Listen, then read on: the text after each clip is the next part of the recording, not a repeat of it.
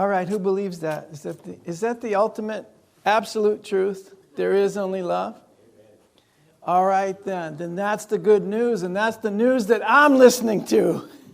That there is only love. That love will prevail because why? There's only love. And it already has prevailed.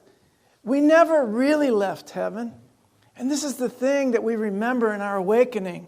That we never left the complete, total environment of love. The mind of God. Remember last week we were making the choice for peace? And the choice for peace is the choice to dwell in the mind of God, because in the mind of God, there is only love and there is only peace. That's where it all lives. And guess what? Our minds are the mind of God. If we don't listen to the voice for the ego, we'll start hearing again this. In the beginning, it's very faint. In the beginning, it's very subtle. The voice for God. It's very unfamiliar to the human mind that's constantly telling itself all these stories of separation and of hatred and attack and all these other things that come from fear. We're telling ourselves these stories and we know they're not true. But somehow we're addicted to our own minds. That's why I love the practice of meditation. I love the practice of prayer because it brings me into the mind of God where there is only love. And we can experience that right here and right now. And I want you to experience that right here and right now. But before I do, I got to tell you, it is so nice to see your faces again. After 2 years.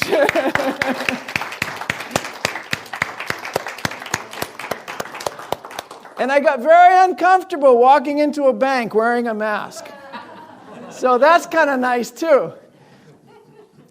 But I forgot last week. It was the first week we came back without masks. And it's so nice to see your smiling faces. It's incredible. Thank you so much for being here and showing up. And now I can really see the face of God. We're taking off the mask now. Right? We've been wearing a mask of error thinking. We've been wearing a mask of the ego. And what we want to do now is reveal the face of God. Isn't that nice?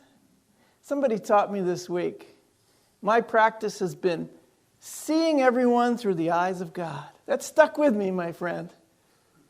Because that's been a personal practice that has changed his life. And he shared it with me, and now I can make it my practice. Seeing you through the eyes of God, through the eyes of love. We've come together in the name of love. Wow, thank you. Thank you for that. Another person this week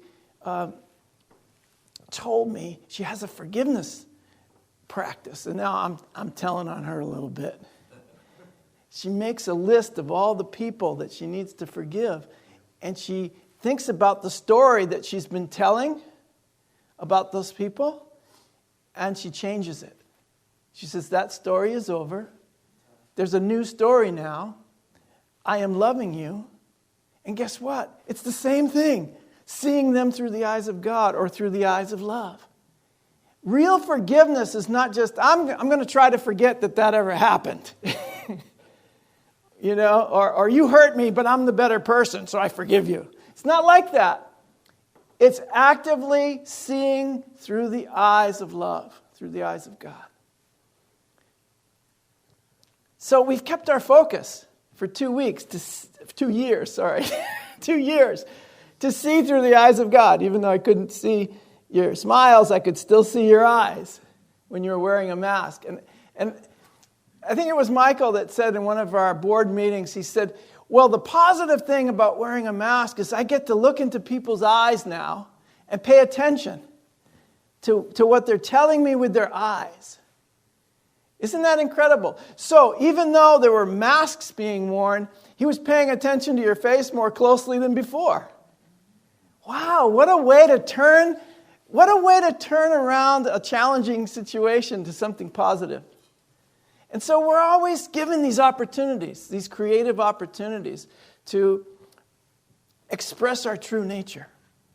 And so, I think that every challenge, even the biggest ones, are huge opportunities to express our God nature. And that's why we're here. We've kept our focus for 2 years. We didn't waver in our mission to create community, celebrate love, and have our lives transformed by the truth. And you know what? I feel like we're finally back. Like we're really back. We're really together again. We've been spread out and connected spiritually, but doesn't it feel different when we're together in this energy? Doesn't it? It feels very powerful, very intimate, and transformational to be together energetically in the same place at the same time. So our adventure continues, my friends. Our adventure continues. The spiritual awakening is happening. And it's a wonderful shift that's taking place. As Wes alluded to in the meditation, it is taking place all over the world. This steady revealing of the love that we are through compassion, through acts of compassion, through acts of joining with you, remembering who we are. This shift takes place in our hearts and minds, and we suddenly experience the truth of love. That it is all-encompassing. So we experience its all-encompassing nature and the inevitability of its realization in our life and in the world. It's inevitable it will be realized on earth.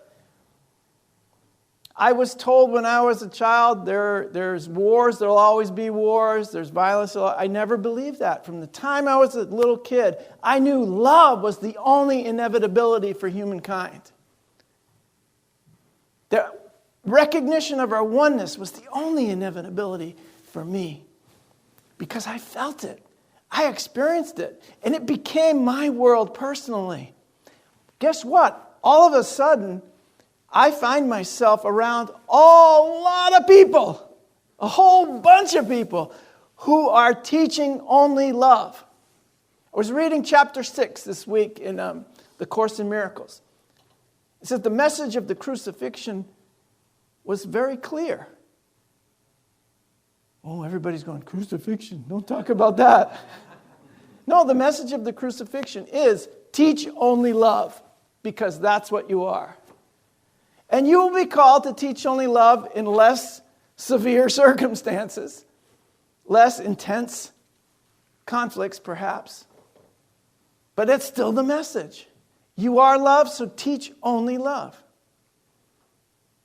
You are love, so teach only love. The natural flow of the universe is to return to love, to return to balance and harmony. So let's cooperate with the inevitable. Let's know that peace will always prevail, because the unfailing spirit of the living God within you and within me will always prevail. Spirit will always prevail. Whatever I'm thinking, Spirit reminds me there's only love. When I quiet my mind, when I go inside, Spirit reminds me. Oh, that's what I am. Can you feel it? Yeah. Carol's just vibrating away over here.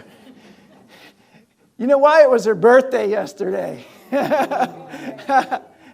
Him too? Happy birthday, guys. Yay! We're so happy to have you around for another year. I love it. So I'm going to read you something. This was my practice this week, and I'm very grateful that it came to me in these times, because I was allowing the story that was being told on the television and in the news to affect my consciousness.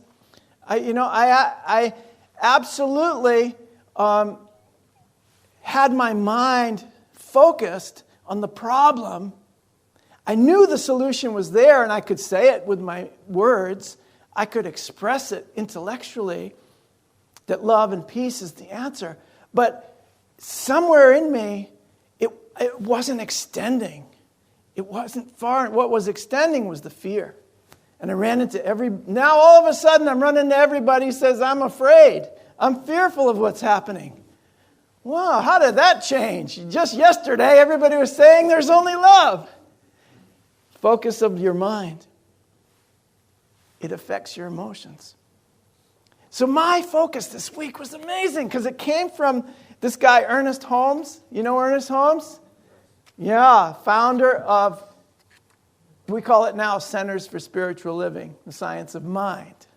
The science of how our minds are united, linked with God mind. And I love their form of prayer because it's always affirmative. Are you ready for this? This is a prayer for world peace by Ernest Holmes. I'm so glad I ran across this. I meditated on this all week. Ernest Holmes says, I know there is but one mind, which is the mind of God, in which all people live and move and have their being. Think about that. There's one mind, the mind of God. All people live and move, including you, and have your being in that mind. I know there is a divine pattern for humanity, and within this pattern there is an infinite harmony and peace and cooperation, unity and mutual helpfulness. I know that the mind of man, being one with the mind of God, shall discover the method, the way, and the means best fitted to permit the flow of divine love between individuals and nations. Thus, harmony, peace, cooperation, unity, and mutual helpfulness will be experienced by all.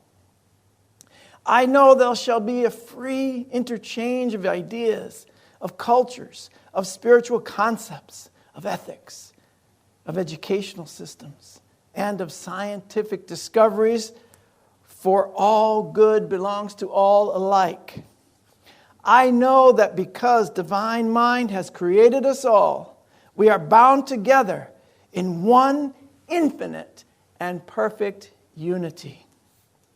In bringing about world peace, I know that all people of all nations will remain individual, but unified for a common purpose of promoting peace, of promoting happiness, harmony, and prosperity. I know that deep within every person is the divine pattern of perfect peace already imprinted there. I now declare that in each person and in leaders of thought everywhere, this divine pattern moves into action and form to the end that all nations and all people shall live together in peace and harmony and prosperity, now and forever. And so it is, and so I let it be. The affirming of the divine pattern of peace, of love that is in you. It's about living it. When you begin to affirm the truth begins to live through you. It's important to affirm it to yourself. I've printed this out on nice blue and yellow paper for each and every one of you to take one of these home. And I invite you to make it your practice this week to read it twice a day, once in the morning and once in the evening, and meditate on the divine pattern of God in you. The divine pattern, which is nothing more than the quantum information imprinted on everything in the universe. You were given it in your creation. It was imprinted on your soul. It was imprinted in your mind. It is imprinted in the cells of your body. The divine pattern. Right, John? It's everywhere. It's being told to us in everything we see, in everything we touch, in everything we feel, in everything that we do, can be, if we choose, an expression of the divine pattern. This is an incredible prayer because it not only affirms the truth, It affirms the truth in us as a divine pattern that we can follow. I love that. It's something that we can put into action. He says there's only one mind, the mind of God. That sounds like Unity's first principle. There's only one power, and there's only one presence active in the universe and in my life. I love that. That's where we start, and that's where we stop. Stop right there.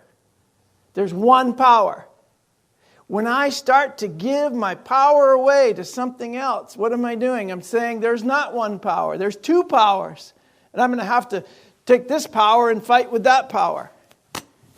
And what happens? I diminish the recognition of the one power. Nothing else has power except love. Nothing else has power over you except your own recognition of love or your choice to make up something else, to make up some kind of story and follow that. You'll come back, but why not do it now? Why not express there's only love now? Thank you. I want to thank you for another reminder. I had lots of people reminding me things this week. Not only see through the eyes of God and forgive everybody and change your story, but is there only one power or not? Let's get back to basics. There certainly is one power active in the universe and in my life. That's God the good.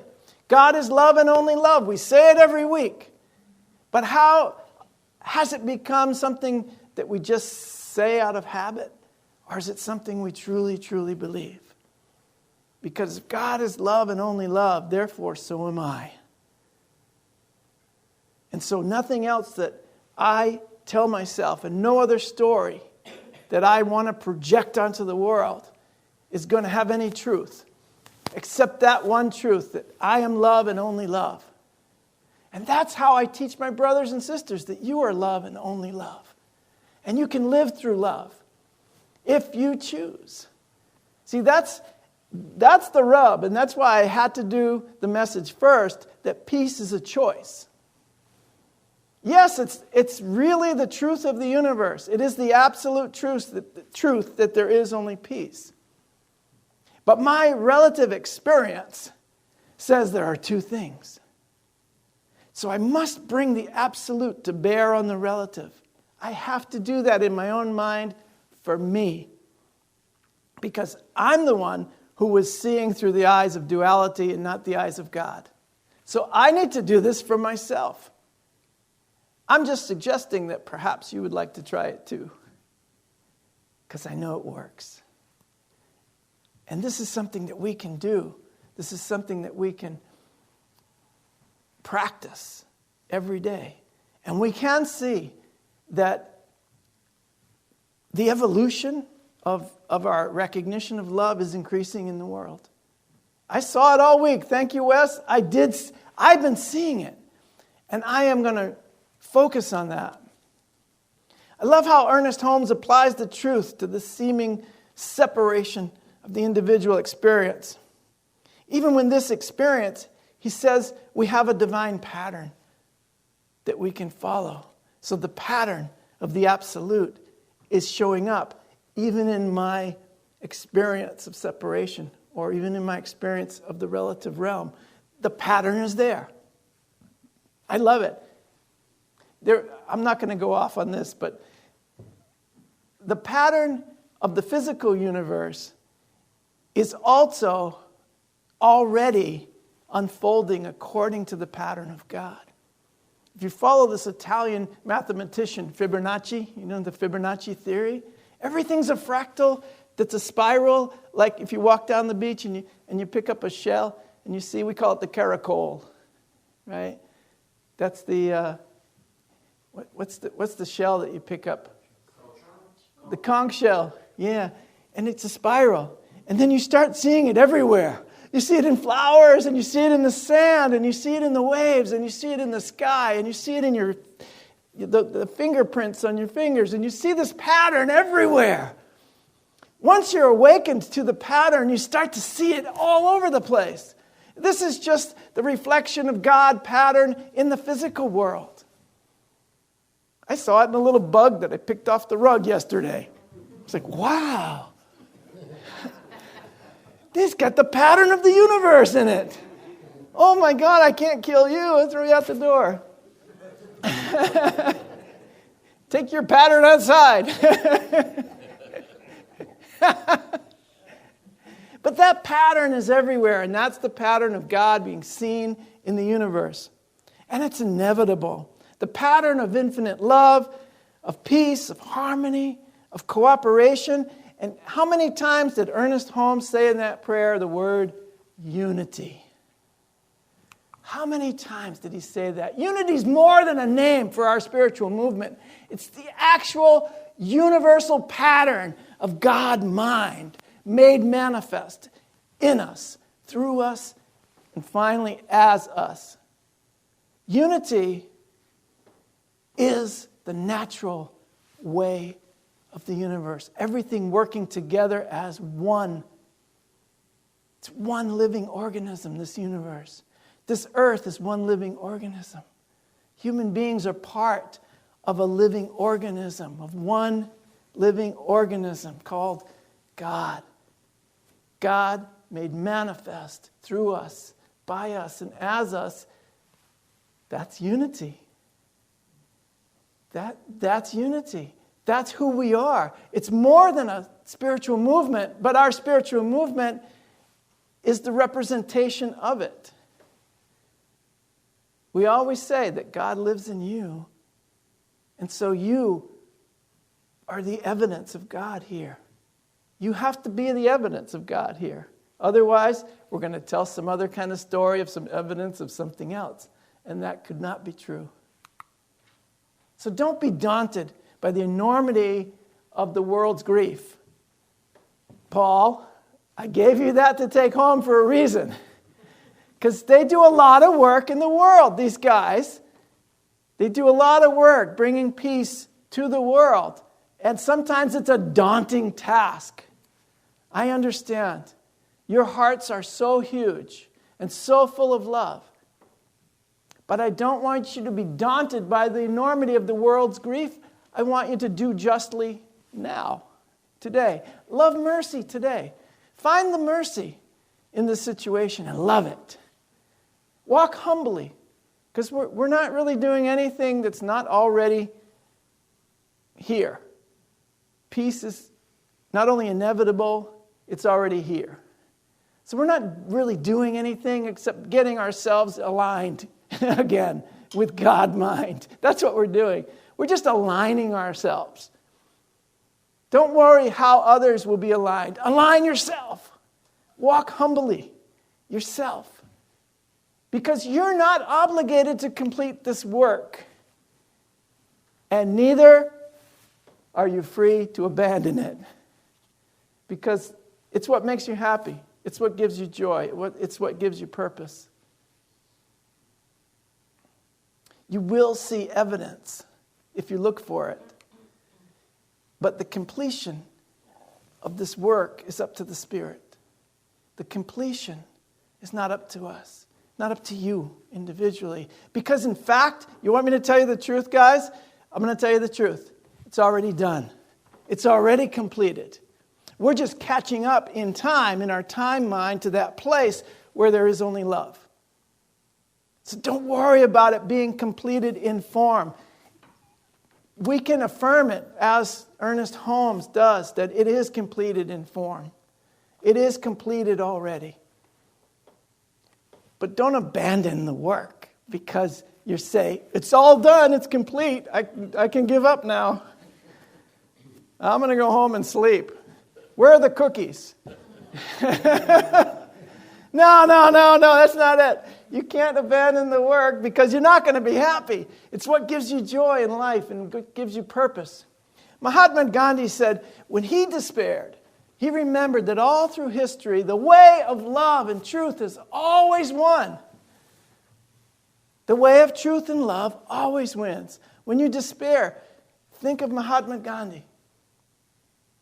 There have been tyrants and murderers for a time. They seem invincible, but in the end, they'll always fail. Just let it go. Think of that. You want to know why love will prevail, my friends? Because it already has. It's the way of the universe. It's the divine pattern. That pattern is unfolding in myriad ways. My only task is to get aligned with that pattern of God in me. My only task is to be aligned with the truth of my being. And there are many ways that we can do that. We can come to the Sangha at 4 o'clock today. At 4:30. 4:30. Oh, well, we can come at 4 and get an extra half-hour meditation. Setting up chairs is one of my greatest meditations of all time. I have spent 40 years in the ministry setting up chairs. The first thing they tell you to do, oh, welcome to our church. Come on in here, help us with the chairs. I love it. So thanks, you guys. I love you so much. I'm so grateful for your presence and for your continued practice to align yourself with the truth. To express the divine pattern of God in you, in this world.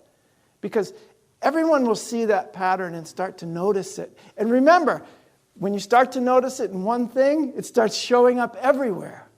Because it is everywhere. The divine pattern is in every living thing in the universe. And it's also in you. God bless you. I love you. Have an incredible week. Thank you.